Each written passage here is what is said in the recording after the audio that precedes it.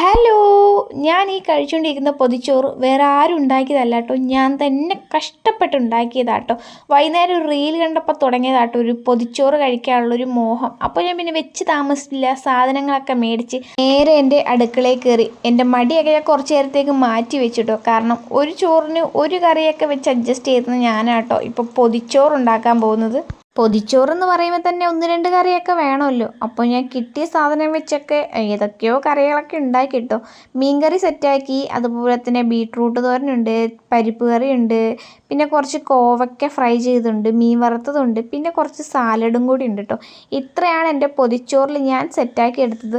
ഈ ഷോർട്സിൽ കാണുന്ന പോലെ ഒരു മിനിറ്റ് കൊണ്ടില്ല കേട്ടോ, 2-3 മണിക്കൂർ കഷ്ടപ്പാടാണിത്.